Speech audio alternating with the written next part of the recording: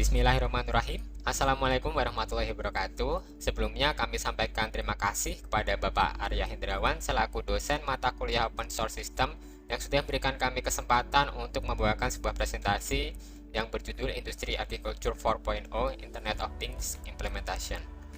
Nah, sebelumnya izinkan saya perkenalkan kelompok kami, yaitu yang pertama ada Edo Dewa, yang kedua ada Rifai Lutfiansyah, yang ketiga ada Sylvester Dimas Kurniawan, yang keempat ada saya sendiri yaitu Bagus Ardiansyah, dan yang terakhir ada Galang Ramadan Putra. Nah, kenapa kami mengambil tema agriculture? Karena salah satunya dilatar belakangi oleh statement dari organisasi dunia, yaitu Food and Agriculture Organization of the United Nations, yang menyatakan bahwa pada tahun 2050 kebutuhan pangan akan meningkat sebanyak 70%. Hal ini dikarenakan karena populasi global dunia juga meningkat mencapai 9,6 miliar. Nah, untuk menghasilkan pangan yang cukup bagi populasi, maka volume produksi pertanian itu juga harus ditingkatkan hingga 50%. Nah, untuk meningkatkan volume produksi ini, salah satunya dengan meningkatkan efisiensi produksi itu sendiri.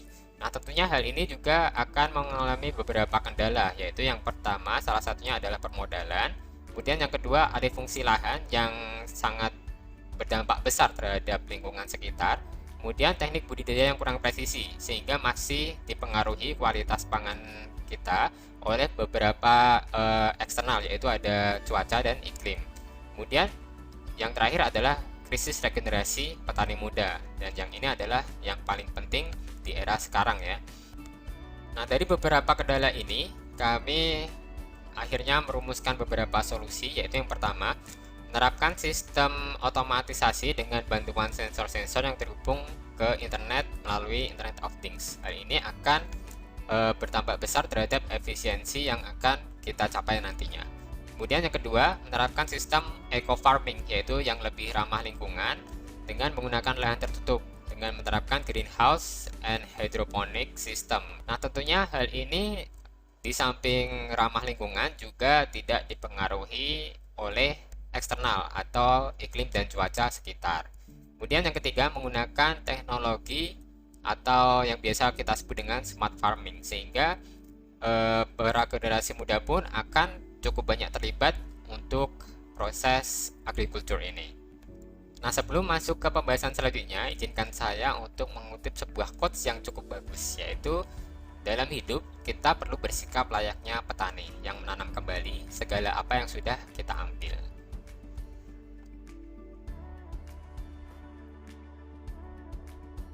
Bismillahirrahmanirrahim. Saya akan melanjutkan presentasi dari Mas Bagus tentang Internet of Things.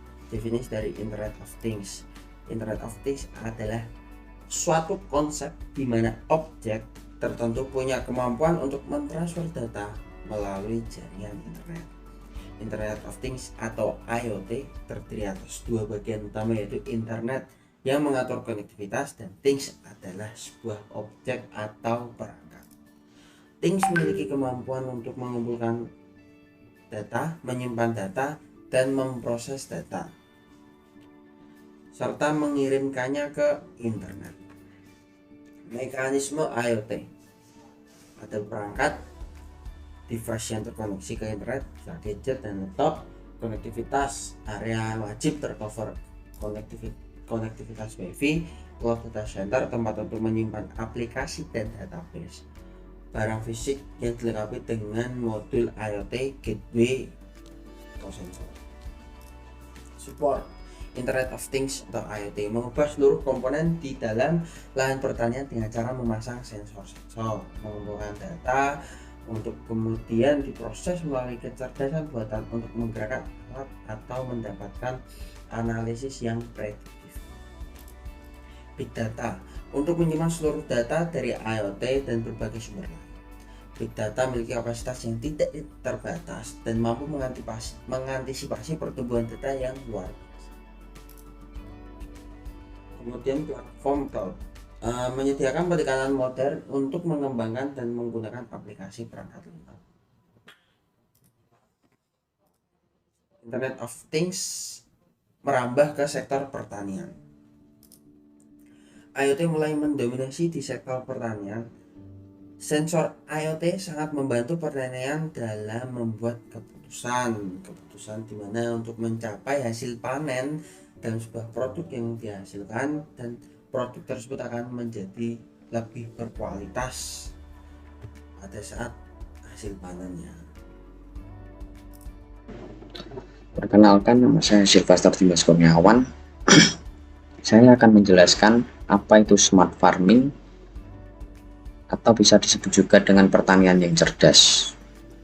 Pertama, soil and water sensor. Sensor yang menghitung kelembapan udara, tanah, suhu pH tanah, kadar air, curah hujan, hingga kecepatan angin. Kedua, drone sprayer. Drone penyemprot pestisida dan pupuk cair. Ketiga, drone surveillance. Drone untuk pemetaan lahan. Keempat, automatic watering, penyiraman otomatis. Ada 4 inovasi yang kita buat dari sistem ini, yaitu greenhouse system, hydroponic system, smart controlling system, smart monitoring system. Pertama, greenhouse system membentuk sebuah kondisi yang ideal tanpa perlu bergantung pada lokasi, iklim dan cuaca, serta kondisi lingkungan. Kedua, hydroponic system, budidaya tanaman yang memanfaatkan air dan tanpa menggunakan tanah sebagai media tanam atau soilless. Ketiga, smart monitoring system, dengan memanfaatkan sensor-sensor untuk melakukan monitor kondisi real time agar tepat dalam menentukan treatment. Smart controlling system, dengan memanfaatkan teknologi untuk melakukan treatment yang dibutuhkan secara otomatis berdasarkan kondisi real time dari monitoring. Berikut dari penjelasan saya, kemudian saya serahkan kepada Mas Edo. Terima kasih. Implementasi struktural desain greenhouse system. Desain struktural ini memiliki fungsi untuk melindungi tanaman dari kerusakan-kerusakan yang disebabkan oleh cuaca maupun angin. Sedangkan untuk atap dan penutup ini berfungsi untuk melindungi tanaman dari hama dan penyakit serta menjadi filter sinar UV. Atap dan penutup ini biasanya memiliki bahan dasar polietilene, film atau lainnya pengatur lingkungan. Sistem pengendalian lingkungan ini terdiri dari sistem sensor, perangkat stimulator untuk mengatur suhu ruangan, alat penyinaran, serta perangkat pengatur lainnya. Membuat instalasi hidroponik dengan media rock wool dan memanfaatkan air. Sistem ini sangat efektif dan bisa dilakukan pada lahan yang sempit. Tanaman yang dihasilkan juga akan lebih banyak tanpa hama dan bebas pestisida. Di dalam ruangan ini dipasang alat dan perlengkapan sensor suhu, kelembapan udara, intensitas cahaya, dan CCTV. Alat-alat tersebut dirangkai menjadi sebuah sistem dengan fungsi monitoring. Pada dasarnya, sistem sensor cuaca yang akan memantau dan mengumpulkan data secara berkala mengenai suhu, kelembapan, intensitas cahaya, curah hujan, serta kecepatan dan arah angin. Sensor pH tester dan ppm tester akan mengumpulkan data tentang pH air dan ppm air pada sistem hidroponik. Kemudian data tersebut secara otomatis akan terkirim dan tersimpan pada dashboard. Data dari monitoring sistem tersebut akan digunakan oleh controlling system. Controlling system ini akan menginstruksikan pada teknologi-teknologi pertanian yang sudah diinstalasi untuk menentukan jumlah air yang diberikan pada tanaman dan penyiraman otomatis.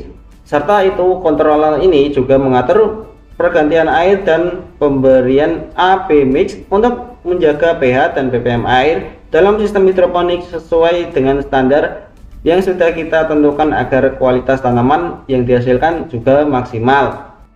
Nah, berdasarkan apa yang sudah dijelaskan oleh Mas Edo pada part sebelumnya tentang implementasi IoT pada bidang agrikultur, di mana ada smart controlling system, smart monitoring system, greenhouse system, dan ada hydroponic system, kita bisa menarik sebuah kesimpulan dari sana, bahwasanya agrikultur tidak selalu membutuhkan lahan yang luas dan modal yang besar.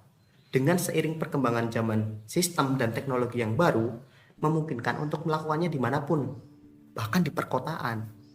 Yang kedua, kemampuan pemantauan atau yang biasa kita sebut monitoring dan kendali jarak jauh apa yang biasa kita sebut controlling dari IoT memungkinkan untuk mengembangkan pertanian yang lebih presisi untuk membuat keputusan yang lebih baik dan meningkatkan produktivitas, di mana kita memperkenalkan sensor-sensor yang memungkinkan untuk memantau berbagai elemen dengan cara menghubungkan segala jenis sensor, di mana ada sensor air, sensor kelembapan udara, sensor tanah, sensor angin, yang saling terhubung ke perangkat dan IoT sumber data yang didasari dengan konektivitas Wi-Fi.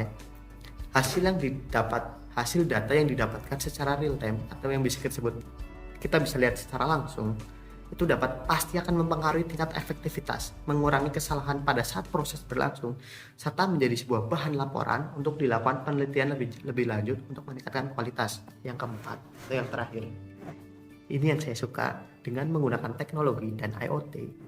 Image tentang petani yang stigma ketinggalan zaman, kotor, dan hanya untuk generasi tua akan mulai ditinggalkan dan menarik minat banyak generasi muda yang biasa kita sebut petani muda pada saat ini untuk menekuni bidang agrikultur.